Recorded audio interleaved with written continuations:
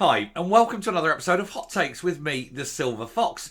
And I'd like to say this brings me no joy whatsoever, but that's not true. It brings me great joy to actually prove Humza Yousaf is a liar. Well, we all know he is, and we can all quite safely say that he lies. He lies a lot. But when you have physical evidence of his lies, it is joyous. And so we will have a look at these lies and the evidence behind them. They relate, of course, to renewables, when he claimed that Scotland had the greatest renewables in the United Kingdom, his claim. And it turns out that that wasn't the case. And then he went, struggles to find something, because rather than admitting he was wrong, says he meant per capita. But he didn't know that because the figures hadn't been calculated that way. But he made that claim, basically trying to convince people that he isn't a blithering idiot. I still remain to be convinced, as indeed I think do most of you good people. However, a week later, he sends an email begging the civil service to find out if this is the case, so that he can go back and say, I meant to say per capita, and not look like a complete dickhead. Far too late for that, methinks. Let's have a look at this story and see why Humza is a liar again. Here goes. So Humza Yousaf orchestrated the cover-up of false renewables claim in yet another SNP outrage. Yeah, he said something, he got it wrong, he then tried to cover it up because he doesn't want to look stupid, although it's way too late for that. That bird has flown, I'm afraid. That train has definitely left the station. That ship has sailed. Idiot, moron, liar, the list goes on. A cover-upper of other people's malfeasance. Someone who is keeping in his government, someone with potentially very, very damaging stuff on his iPad. There's no question of his stupidity, but we also know he lies a lot. So it really isn't a great representative of the people of Scotland. Anyway, unredacted emails show the First Minister is asked, is it right he asked, is it right we have the most renewables capacity per head? And this was some 8 days after he claims he intended to say that very fact when he made false claims again in Holyrood. He lied to Parliament, he lied to his own people, he lied to the opposition, he lied to the press, he lied to everyone, and then tried to cover it up because he realised that he was a liar. Humza Yousaf rejected advice from civil servants to admit he gave inaccurate answers about Scotland's renewable energy potential.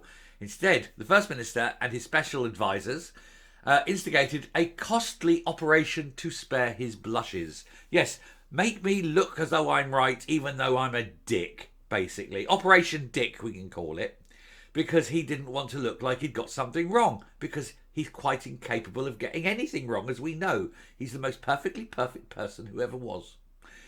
The full details of the latest scandal to rock Holyrood emerged at First Minister's questions today, which is obviously yesterday, with Scottish Labour leader Anna Sarwar saying the crooked SNP have allowed a culture of secrecy and cover-up to thrive in Scotland. In a blistering attack that underlines the utter lack of trust that many people now have in this administration, none of us ever believe anything that comes out of this government automatically is seen as a lie or suspect at the very least. You can believe nothing. You know everything they do is wrong and is lies, and they cover it up. They cover up their own mistakes because they can never admit that they're wrong about anything. Anyway, he said, in the short time Humza Yousaf has been First Minister, the record of this Parliament has had to be corrected 3 times because of wrong information he has told this chamber. Once was in a response to a serious issue of the COVID inquiry and deleted WhatsApp emails. Another was in response to me in this chamber, he said, when the First Minister gave an inaccurate answer about Scottish renewables, but instead of immediately correcting the record, he took up hours of civil service time to try and spare his blushes. Because the man can't help himself. He's so full of his own abilities. Oh, look at me, I'm perfect, I know everything, I never get anything wrong.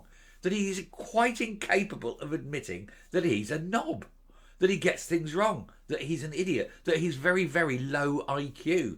He doesn't understand how stupid he is. And when you have people who are not only stupid, but fail to acknowledge their ignorance, fail to acknowledge their own lack of knowledge, fail to acknowledge the fact that they are utter morons, then of course this sort of thing will continue to happen. They won't ever admit that they're dicks, basically. Emails released to the pro-UK organisation of these islands, and now unredacted for the first time, show that civil servants originally recommended that the First Minister make a strictly factual correction, which would have replaced the false statistic with the correct one. Mr. Yousaf rejected the advice. Yes, all he had to do was sit there and say, I made a comment the other day in this chamber. I said we had this. My apologies. That was incorrect. I just want to correct the detail and say that we have this much percentage, and then sit down. And that would be the end to it. But no, he can't be doing that because he can't be seen to have been wrong. And so he wastes how much money we do not know, getting civil servants to chase up and work out details of information just to cover his arse, basically.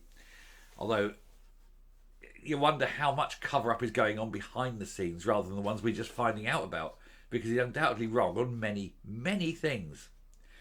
Anyway, instead of admitting it, he said 8 days later, somebody from the First Minister's office emailed the following question. The First Minister has asked, is it right that we have the most renewable capacity per head compared to elsewhere in the UK? Now, that's 8 days later, after he made his correction and said he meant to say it was per head. So at the time of saying that, he didn't know. Lies by omission. He didn't know that that was the correct figure, but he made the claim of it anyway. When he eventually corrected the record, Mr. Yousaf said he always intended to say the highest renewables capacity per capita. But how could he have intended to say something on the July the 20th if he wasn't even sure it was correct on June the 30th? Did I say July the 20th? June the 20th. Reading is hard. Do apologise. But basically, how could he have said to do it? I intended to say that 10 days before he knew it was correct. Obviously, the answer is he didn't. He's trying to cover his arse. At one stage, an unnamed official writes, so we've had a conversation with SPADS about this.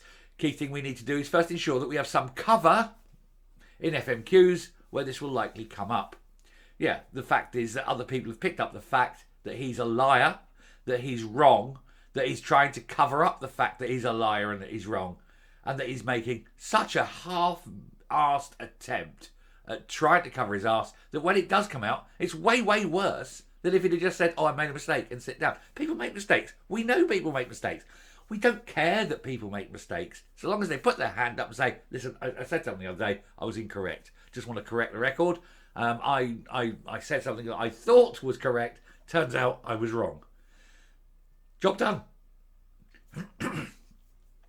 In the wake of the latest revelations, Mr. Sarwar said this is a gross breach of relationship between ministers and officials. But the First Minister and his government, this behaviour has become the norm. It is also a gross breach between ministers and the public, where a minister can knowingly mislead them. Scottish Labour has long called for a Clean Up Holyrood Act to sweep away the culture of secrecy and cover-up the SNP have allowed to thrive. You've got a lot of things going, and he's mentioning these. The salmon inquiry, the ferry scandal, the failures at the Queen Elizabeth in Glasgow and the sick kids in Edinburgh, deleting COVID WhatsApps, and the Deputy First Minister now saying they only aim to tell the truth rather than actually tell the truth. Under the SNP, he said, trust and faith in Scotland's institution has been lost. This is a government running out of road, desperate to save their jobs and willing to say anything to cling on to power. Well, as for the aiming to sell the truth, I have that story lined up to do, so I will hopefully get to that. But it is absolutely right, as Sana Sarwar says there. They're just a bunch of lying bastards. Nobody believes anything they say. No, everybody fact checks them on every single issue because they know that everything they say is, to put it bluntly, a load of bollocks. I'm coming up. Imagine tying these politicians up to a truth machine where they know if they lie, they get increasingly larger, electric shocks. Painful. More pain, more pain, more lies, more pain. It would take Humza Yousaf about 10 seconds and he'd be go off in puff of smoke, wouldn't he? Because everything he says is a lie. Not a single word that comes out of his mouth can ever be believed. And he's not even the worst of them. You know, they're all multifaceted liars on every single subject. You just cannot trust them as far as you could comfortably spit a rat. Anyway, we shall finish there, knowing that he's a liar, never believing anything he says. If you like what you're seeing here on the channel, do please hit the subscribe button, ring the bell, leave a like, leave a comment, please share the video. And until next time, stay safe, stay well, and remember, they all lie all the time. Bye.